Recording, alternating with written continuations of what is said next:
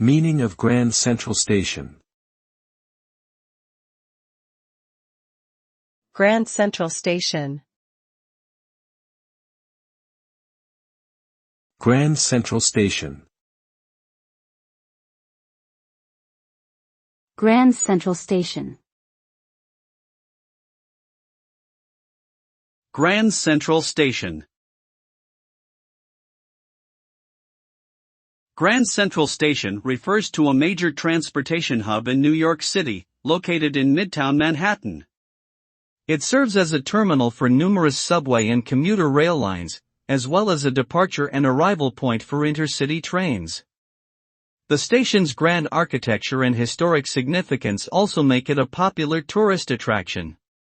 Grand Central Station is often used in popular culture as a symbol of the city itself, representing its bustling energy and fast-paced lifestyle. Overall, it is a vital part of New York's infrastructure and cultural identity.